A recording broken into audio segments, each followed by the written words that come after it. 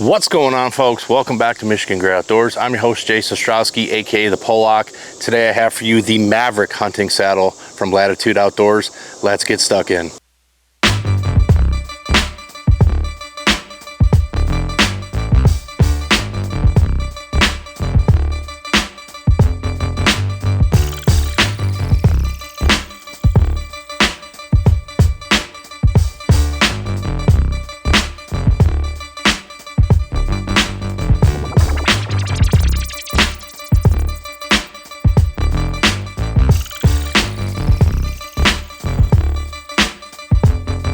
All right, guys, well, here it is, the Maverick saddle, new for 2024.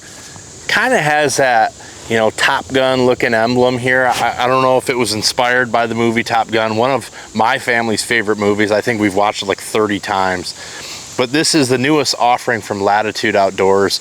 Now, if you haven't followed my channel for very long, you may not know this, but I actually started saddle hunting in a Latitude saddle. I have right here, this is the Method 2 saddle. I started my saddle hunting journey in this saddle. You know, I tried many other saddles and just found that this kind of was the saddle that I was looking for. You know, the 2-panel design, the lightweight, the rope belt. There was a lot of things about this saddle that I really loved.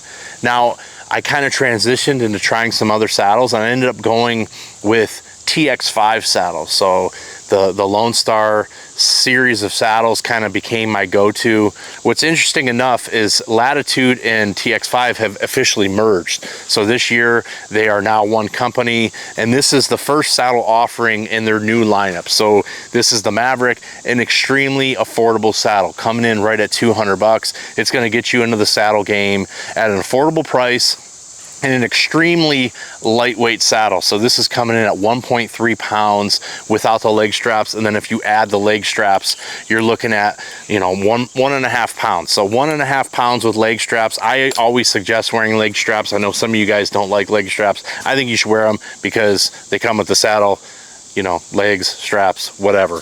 I make saddle reviews because I want to show you the highlights of the saddle. I kind of want to point out some things.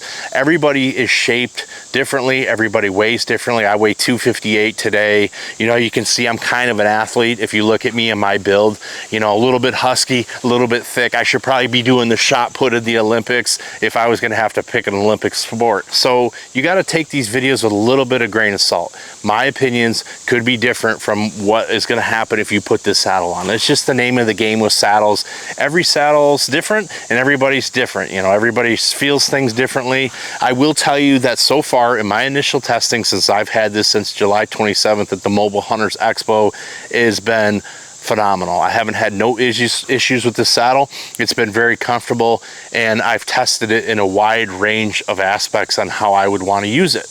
You know, saddle hunting, hybrid hunting, you know, climbing up and down the tree, using the lines and loops. I like to thoroughly test these saddles to give you a true, honest opinion.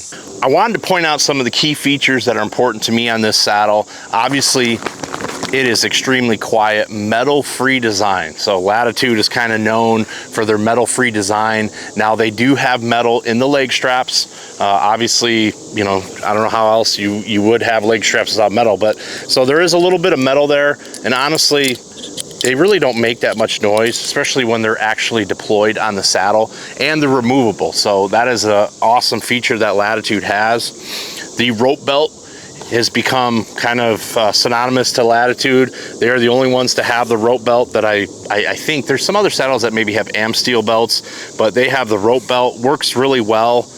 They have the Amsteel bridge, works very well. The bridge is a little bit stiff when you get the saddle, but once you kind of work it and torque it around the tree, it's really going to loosen up and kind of break in, I guess. One of the really cool features about the saddle is they have actually designed this where you can actually tuck the lower chassis in. You kind of fold it up and under, and so you get a really streamlined approach. So when you're walking in the woods, you're not going to be, you know, having that saggy diaper, just like a big old load feeling in the back of your rumpus. It's really nice that you can just tuck this thing away and walk in, you know, kind of hike the saddle up a little bit higher on your waist, get it up over your hips so it's not going to sag. You can cinch everything down really tight, and I think it's actually a really ingenious design.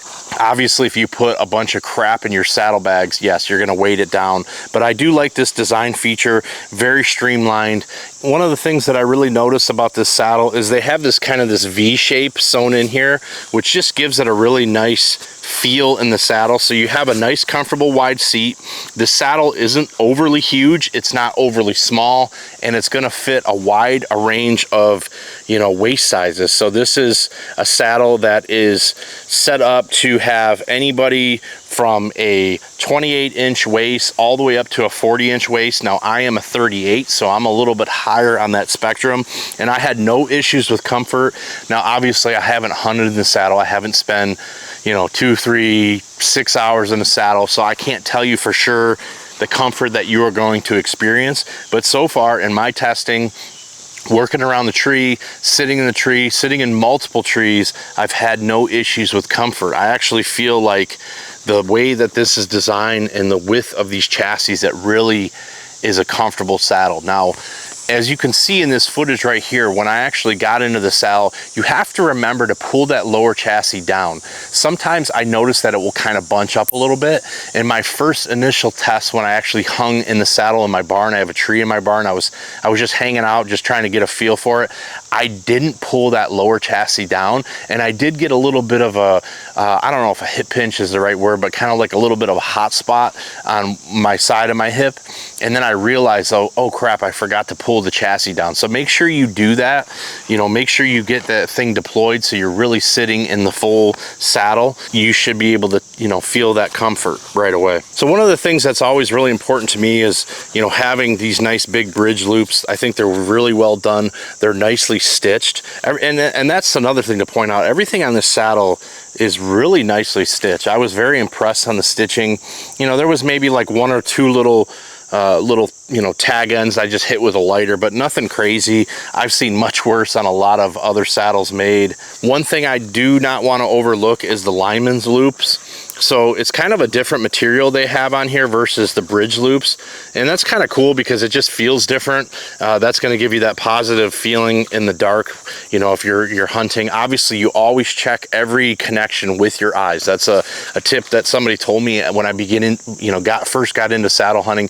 You always visually check to make sure with your eyes that you're clipped into the right loop.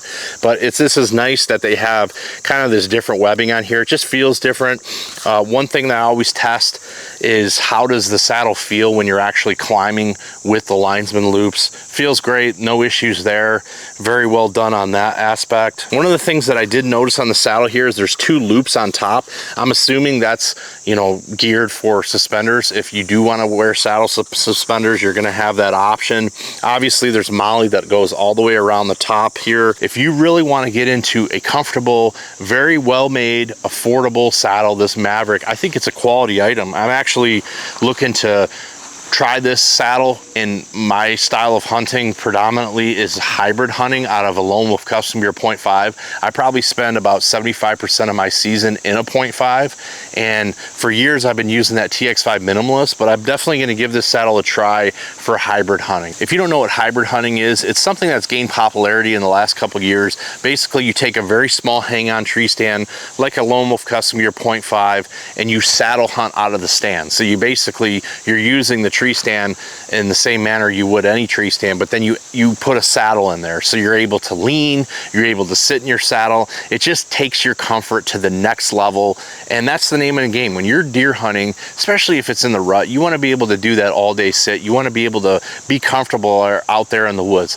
You know, you're not there to take a nap, but you need to be comfortable so you stay in the tree. That's going to up your odds of killing a deer. All right, so I just want to touch on one thing because I know I'll see it in the comments that this saddle is actually made in China. So people are going to go, oh my God, they're making saddles in China. You know, I talked with those guys at the Mobile Hunter Expo about this, and you know, they wanted to be able to offer an affordable option. They wanted to have an option on the market that didn't cost $300. They wanted to be able to afford a great saddle at a great price. And honestly, they need to be able to compete with some of these other saddle companies on the market. If you look at Trophy Line, the Covert Light, that saddle's made overseas. If you look at the new Tethered Grit line, that entire line is made overseas. So I don't think it's too crazy to see that Latitude, you know, they have 3 saddles in their portfolio right now. They have the Method 2, they have the Maverick, and then the Lone Star is going to be unveiled soon. So to have one saddle made overseas that's at a very competitive price, and to see their 2 flagship models are still made in the USA, actually made in Michigan, I think that's probably fine. You know, I know some of you guys are probably not going to want to buy this because it's made in China, but, you know, I don't know. Obviously, they have to be competitive. I think it is what it is. If you love Latitude and you don't want a Chinese-made saddle, look out for that Lone Star. That will be coming out soon. And I just want to touch on that because I know somebody's going to ask in the comments below. This Maverick saddle, I'm very, very impressed with it. I think it's a good one here to try out. Again, $200. It weighs 1.5 pounds with the leg straps. I think it's like 1.3 without the leg straps for you crazy guys that don't wear leg straps, but a solid product. I'm happy to have it, and I will continue to showcase this saddle on the channel in some of my other videos. If you like videos like this, please consider subscribing to the channel. It really helps me out, and we'll see you on the next one. Peace.